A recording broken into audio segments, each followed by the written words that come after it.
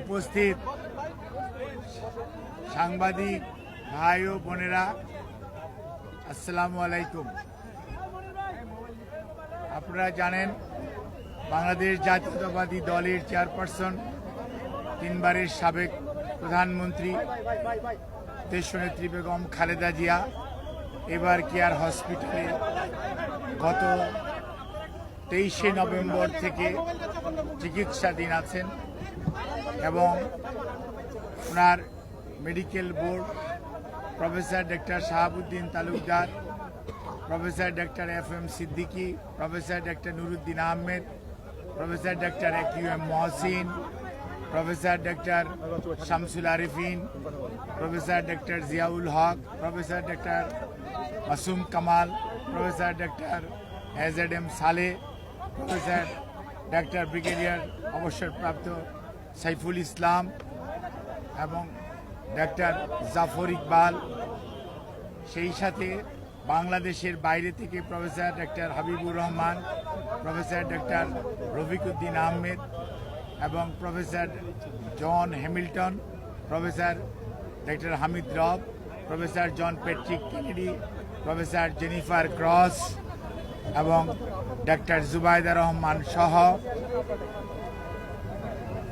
America, UK এবং বাংলাদেশের চিকিৎসকদের যৌথভাবে গঠিত মেডিকেল টিমের অধীন চিকিৎসাধীন থাকা অবস্থায় ওনাকে গত 27 তারিখ থেকে CCUতে উনি চিকিৎসাধীন আছেন।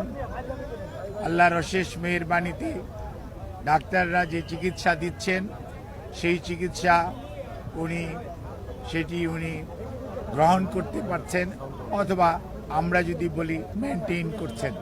কাজেই বিভিন্ন ধরনের গুজব, বিভিন্ন ধরনের বক্তব্য বিভিন্ন জায়গায় দেখার পরিপ্রেক্ষিতে দলের পক্ষ থেকে আমাদের দলের ভারপ্রাপ্ত চেয়ারম্যান জনাব তারেক রহমান সার্বক্ষণিকভাবে ওনার চিকিৎসার তদারকি করছেন। চিকিৎসার সমস্ত বিষয়ে উনি দেশে বিদেশি চিকিৎসকদের সাথে আমাদের মাধ্যমে যোগাযোগ রাখছেন। দলের মহাসচিব এবং দলের স্থায়ী কমিটির সদস্য সহ সারা দেশের মানুষের ন্যায় প্রধান উপদেষ্টা পরিষদের সদস্য এবং বাংলাদেশের অন্তর্বর্তীকালীন সরকার সার্বক্ষণিকভাবে ওনার চিকিৎসার ব্যাপারে যথাযথ সহযোগিতা এই হাসপাতালের চিকিৎসক, নার্স এবং সকল কর্তৃপক্ষকে দিয়ে যাচ্ছেন এবং আমরা অত্যন্ত কৃতজ্ঞ। আমাদের বন্ধুপ্রতিম দেশ যারা, অর্থাৎ আমেরিকা বলেন, UK বলেন, পিপলস রিপাবলিক অফ চায়না বলেন, কাতার বলেন, আর সৌদি আরবিয়া বলেন, পাকিস্তান বলেন, ইন্ডিয়া বলেন, আমাদের অনেক সরকার এবং রাষ্ট্রপ্রধান এই চিকিৎসার ব্যাপারে তাদের সহযোগিতার হাত বাড়িয়ে দিয়েছেন। আমরা এই সংকটময় মুহূর্তে আপনাদের মাধ্যমে দেশবাসীর কাছে ওনার সুস্থতার জন্য দোয়া চাই এবং আল্লাহ রাব্বুল আলামিন যাতে দেশবাসীর দোয়া, সারা পৃথিবীর অনেক মানুষের ওনার প্রতি ভালোবাসা এবং দোয়ার কারণেই হয়তোবা উনি এই যাত্রায় সুস্থ হয়ে উঠবেন বলে আমরা আশা করি।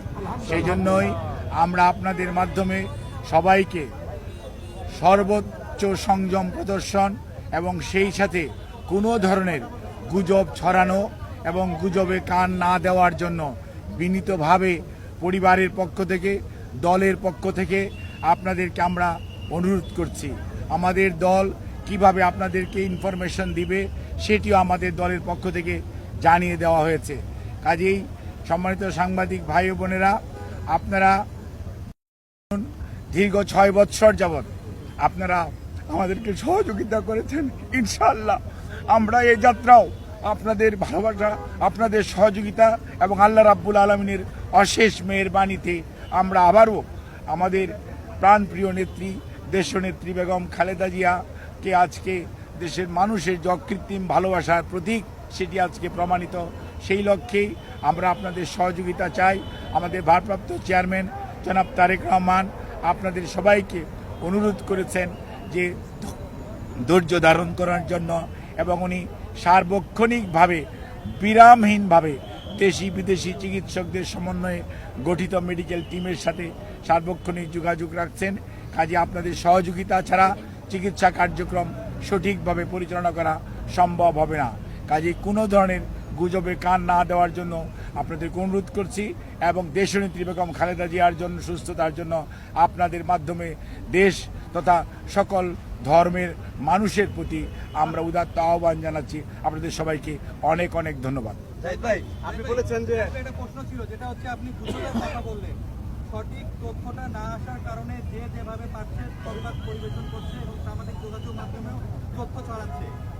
খালেদা জিয়ার এখনকার যে শারীরিক অবস্থা, উনি কি ওইখান থেকে কি উন্নতির দিকে গেছেন বা বিদেশে যাওয়ার মতো শারীরিক কন্ডিশন তার আছে কিনা একটু পরিষ্কার করবেন।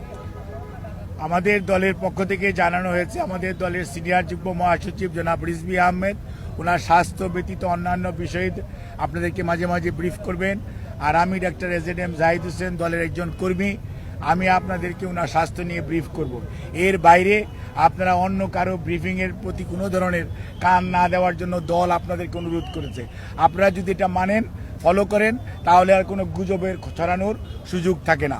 দেশের বাইরে নেওয়ার জন্য যে কথাটি আমি পূর্বেও বলেছি, মেডিকেল বোর্ডের সদস্যরা ওনাকে দেখেছেন। আজকেও ইউকে থেকে ওনাকে দেখার জন্য বিশেষজ্ঞ আসবেন এবং ওনারা দেখবেন।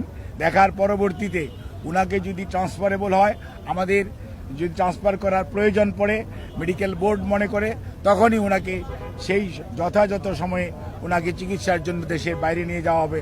আমাদের সকল প্রস্তুতি আছে, কিন্তু সর্বোচ্চটা মনে রাখতে হবে যে রোগীর বর্তমান অবস্থা এবং সর্বোপরি মেডিকেল বোর্ডের পরামর্শের বাইরে কোনো কিছু করার সুযোগ এই মুহূর্তে আমাদের নেই। ধন্যবাদ।